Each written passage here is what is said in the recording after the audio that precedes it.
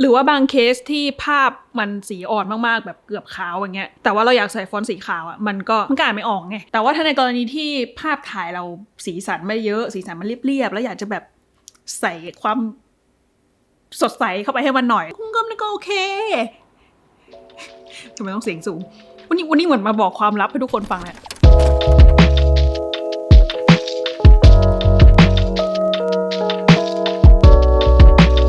สวัสดีค่ะกิฟค่ะกลับมาแล้วหายไปนานเลยค่ะคิดถึงกันไหม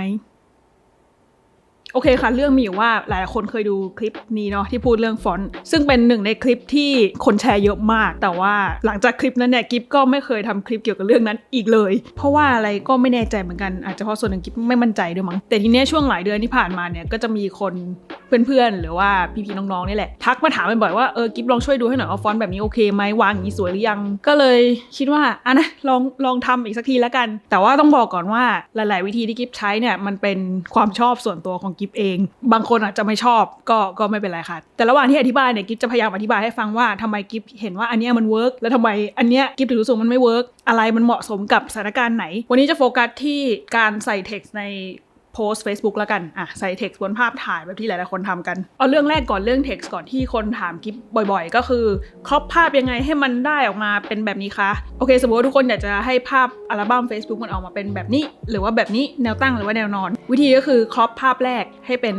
2:3มันก็จะออกมาเป็นแบบนั้นหรือว่าถ้าใครอยากจะให้ภาพมันออกมาเป็นเขาเรียกว่าอะไรเป็นสี่เหลี่ยมจัตุรัส4ภาพวิธีก็คล้ายๆกันก็คือแค่ครอปภาพแรกให้เป็นสี่เหลี่ยมจัตุรัสแค่นี้มันก็ออกมาเป็นแบบนั้นแหละแค่ภาพแรกครับเดียวที่เหลือแบบยังไงก็ได้แล้วโอเคค่ะเดี๋ยวมาเข้าเรื่อง text กันข้อแรกที่กิฟว่าสำคัญที่สุดก็คือมันอ่านออกหรือเปล่าเพราะต่อให้มันแบบแฟนซีสวยงามอะไรแค่ไหนเนี่ยถ้าอ่านไม่ออกมัน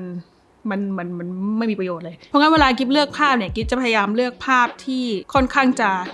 โล่งซ้ายหรือไม่ก็โล่งบนเพื่อที่จะเว้นที่ว่างเอาไว้ให้กิฟได้วาง text แต่ว่าถ้าเรามีรูปที่แบบรูปนี้แบบสวยมากปังมากเรารู้สึกว่าเราอยากเอารูปนี้เป็นรูปปกแต่ว่าพอวางตัวหนังสือลงไปแล้ว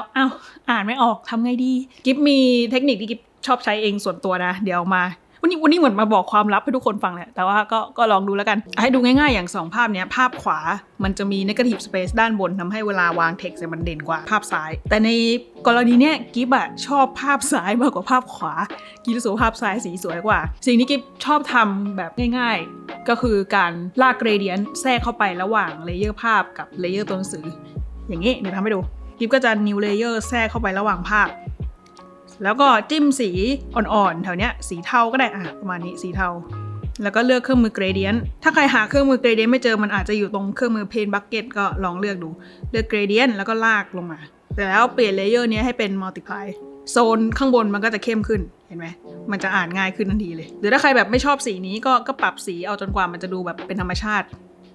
ลองเขียวขึ้นหน่อย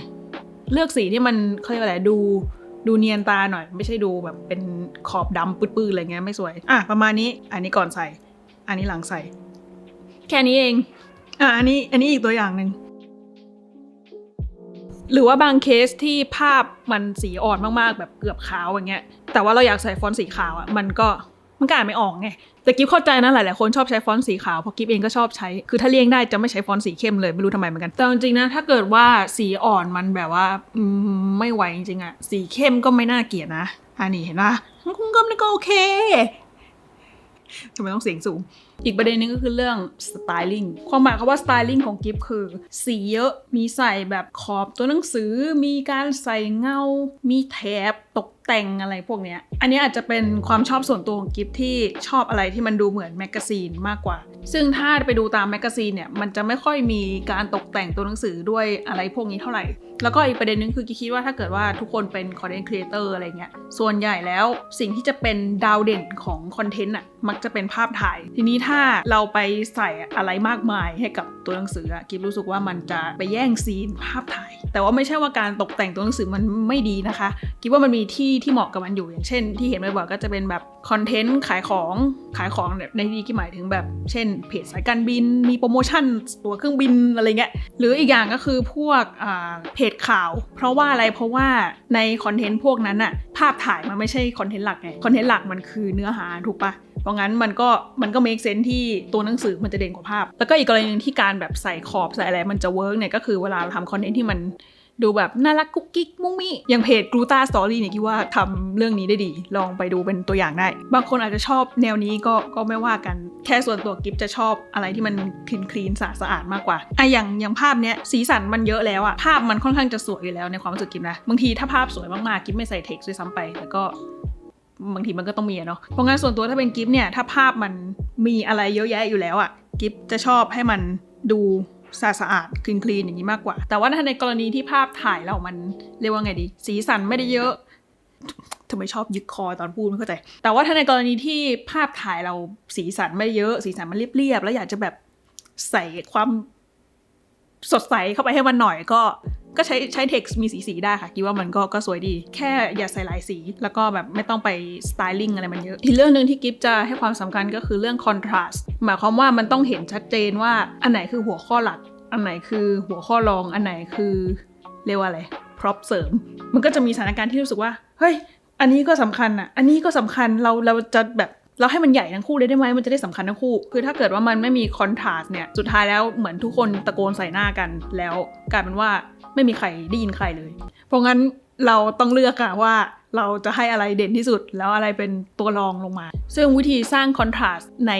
งานไทโปกราฟีหรืองานฟอนต์งานเท็กซ์ทั้งหลายเนี่ยมันมีหลายวิธีค่ะวิธีแรกคือด้วยน้ำหนักของตัวหนังสืออย่างฟอนต์ตระกูลเดียวกันเนี่ยมันก็จะมีมาให้หลายน้ำหนักใช่ไหมมีตั้งแต่บางไปจนถึงหนามากๆสมมุติเราใช้ไตเติ้ลเป็นตัวที่หนาที่สุดแล้วเราใช้ซับไตเติ้ลเป็นตัวที่บางลงมา1เลเวลมันจะดูไม่ค่อยต่างกันเท่าไหร่มันก็เลยไม่มีคอนทราสต์เพราะงั้นยิ่งใช้ความหนาต่างกันมากเท่าไหร่ยิ่งดีค่ะวิธีต่อไปก็คือเรื่องตัวพิมพ์ใหญ่พิมพ์เล็กเราจะใช้ไตเติ้ลเป็นตัวพิมพ์เล็กซับไตเติ้ลเป็นตัวพิมพ์ใหญ่หรือสลับกันแค่นี้ก็มีคอนทราสต์แล้ววิธีที่3คือด้วยขนาดตัวหนังสือถ้าเกิดว่าขนาดมันต่างกันมากอย่างตัวอย่างที่เห็นเนี่ยคอนทราสต์มันจะเห็นไม่ค่อยชัดเท่าไหร่เทคนิคก็คือให้มันต่างกันอย่างน้อย2เท่าหรือ4เท่า8เท่าอะไรก็ว่าไปอย่างนี้เป็นตัวอย่างถ้าเกิดว่าขนาดมันดูต่างกันไม่มากมันจะเห็นไม่ค่อยชัดแต่พอเราลดขนาดซับไตเติ้ลให้มันเล็กลงเงี้ยมันจะดูดีขึ้นมาทันทีอีกอันนึงที่เห็นทำกันบ่อยก็คือ tracking คำว่า tracking หมายถึงการที่ให้ช่องไฟระหว่างตัวอักษรมันเยอะขึ้นแต่คิดว่า tracking เนี่ยมันจะเวิร์กก็ต่อเมื่อใช้ร่วมกับวิธีการก่อนหน้าคือถ้าสมมติเราเอาหนังสือขนาดเท่ากันหนาเท่ากันอะไรเท่ากันเป๊ะเลยแต่ว่า tracking ไม่เท่ากันเนี่ยมันดูแปลกๆนะอย่างน้อยให้มันแบบตัวเล็กกว่าไปเลยอะไรเงี้ยคิดว่ามันจะดูดีกว่าอีกเรื่องคือเรื่อง alignment หมายถึงว่าถ้ามันควรจะอยู่ตรงกลางมันต้องอยู่ตรงกลางค่ะมันอย่าแบบเบขวาเบซ้ายมันจะแบบOCD อะนั่นแหละคือหลีกเลี่ยงการแบบวางตัวหนังสือกระจัดกระจายกันเพราะว่ามันจะดูไม่มีระเบียบบางคนจะเคยเห็นงานกราฟิกดีไซน์ที่รู้สึกว่า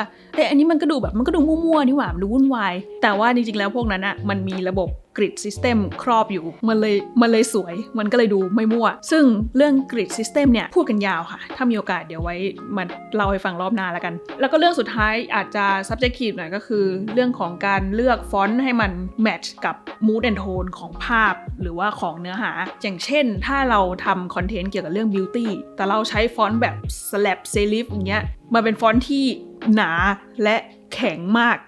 มันมาสคูลีนนะมันดูเป็นผู้ชายอะก็อาจจะไม่เหมาะใช้ฟอนต์เซริฟที่มันดูแบบอ่อนช้อยหวานๆหน่อยอาจจะเหมาะกว่าหรือแบบงานรถยนต์อย่างเงี้ยคือถ้าแบรนด์รถยนต์นั้นๆอยากจะสื่อความแบบคลาสสิกความอยู่มานานอะไรต่ออะไรฟอนต์แบบประมาณเนี้ยฟอนต์เซริฟก็อาจจะเหมาะแต่ถ้าเราอยากจะนำเสนอในลักษณะที่ว่ามันโมเดิร์นนะมันทันสมัยนะใช้ฟอนต์แบบซานเซริฟอาจจะเหมาะกว่าแต่ก็นั่นแหละค่ะมันก็ขึ้นอยู่กับสิ่งที่ต้องการสื่อสารอยู่ดีแหละโอเคค่ะเนื้อหาวันนี้แน่นมากขออนุญาตรีแคปให้ฟังข้อแรกคือต้องอ่านให้ออกก่อนข้อที่2คือเรื่อง styling ก็เลือกใช้ตามสถานการณ์ที่เหมาะสมแล้วกันอันนี้แล้วแต่เลย3คือเรื่อง contrast พยายามให้หัวข้อกับ subtitle หรือว่าหัวข้อรองๆเนี่ยมันต่างกันอย่างชัดเจน alignment จะไว้ตรงกลางก็วางให้กลางจะชิดซ้ายชิดขวาอะไรก็วางให้มันเป็นระบบแล้วก็เรื่อง mood and tone จบแล้วค่ะหวังว่าจะมีประโยชน์วันนี้มีเรื่องมาแชร์เท่านี้ค่ะเดี๋ยวไว้เจอกันคลิปหน้านี่วันนี้ใส่เสื้อลายดอกเพื่อแบบอินกับความสงกรานต์เลยนะ